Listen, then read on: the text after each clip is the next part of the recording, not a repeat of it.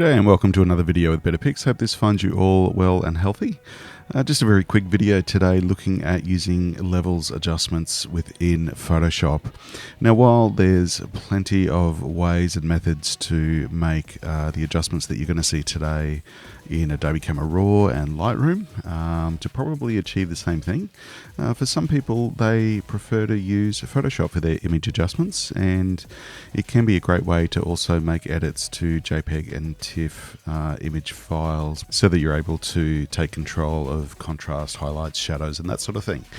Alright, so firstly what we're going to do is just have a look at the ways that you can apply levels adjustment to your image.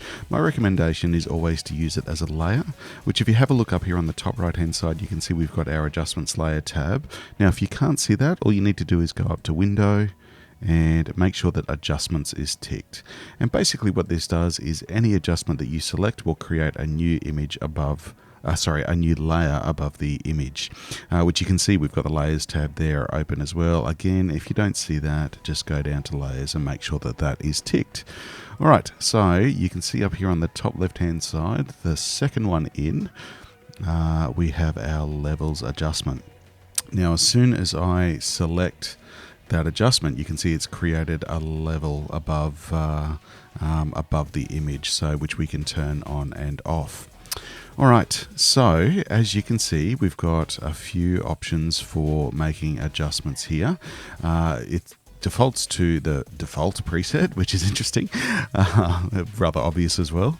And you can see that it's also selected RGB, so you can actually select, very similar to curves adjustment, the red, green and blue channel as well, so that you're able to individually edit each of those color channels to your heart's content. Alright, so you can see there's a few sliders here as well. We're going to have a look at that, as well as a histogram, which you would most definitely be familiar with as well. So the histogram works exactly the same way in the levels adjustment layer, in that the left hand side are the shadow areas, the right hand side are the highlight areas, middle is the midtones, and it's basically a graphical representation of the brightness of the image and the image tone of the image. Alright, so you can see we've got a little slider on the left and right and in the middle, as I mentioned, and if we just grab that left hand slider, which you can see it's dark, representing the shadow areas, and if we pull that across, you can see that our shadow areas are getting darker. Exactly the same as if we go to the right hand side and click and drag that across, you can see our brightness and our highlights we're starting to lose detail, especially if you look up in the top left hand side of the sky there.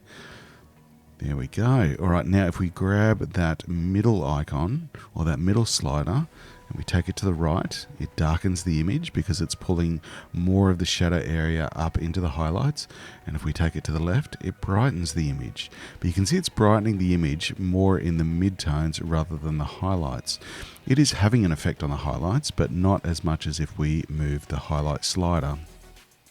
So we can move that to the left and right. So you can see with the use of those three sliders, we have great control over the shadow, highlight, and midtone areas.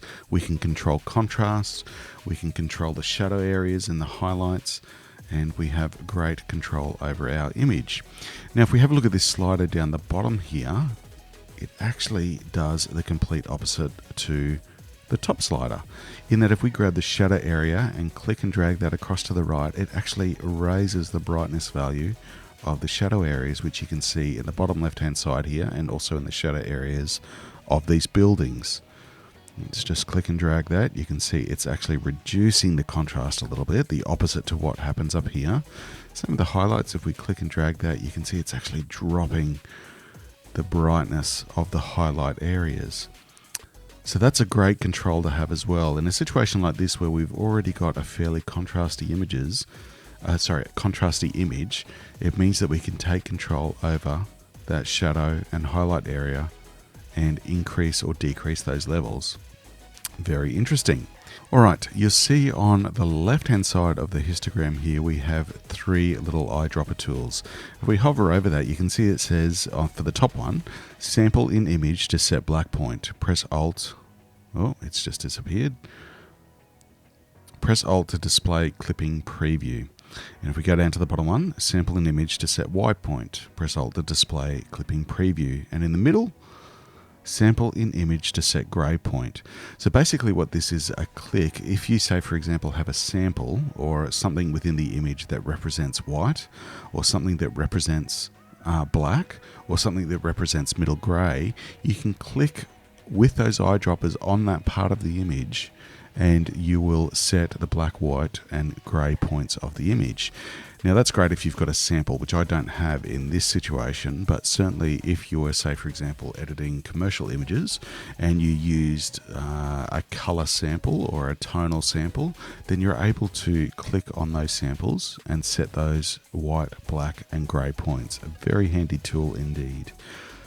Alright, just as a quick example as well, we'll go up to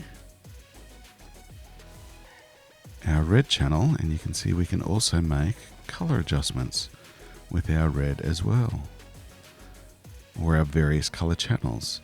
So you can see with the levels alone you have a huge amount of adjustment capacity and capability on not only tonal, contrast, brightness levels, but also color as well. Now, the major advantage, which I always mention in using levels as opposed to applying these adjustments directly to the image, is that they're non-destructive. You can simply come up to your layers panel and turn them on and off. Very simple, very quick and easy. You can also adjust the opacity, so you can make an adjustment as to how much that layer is affecting the image underneath it, simply by dropping that opacity down or increasing it. Now, where that's a consideration is if you have multiple levels of adjustment, you can make that opacity change and you can choose how each of those adjustments are going to affect the image underneath. So really that helps to, I guess, give you further refinement and control over how each of those levels or each of those adjustment layers affect the image underneath, which is a great option and great to consider. While in this case we've only applied one levels adjustment, we may also apply a curves adjustment or a contrast and brightness or a vibrance and saturation adjustment layer. So that allows us then to further refine each of those adjustment layers and how they affect the image below. Control is always a good thing when it comes to image editing, and being able to refine things will ultimately result in you achieving the look that you're hoping to achieve. So levels is a great option for adjusting images, not only brightness and contrast, but also color as well within Photoshop. Hope you found this video helpful. As always, any questions, pop them in the links below, and we look forward to seeing you again in the future. Take care.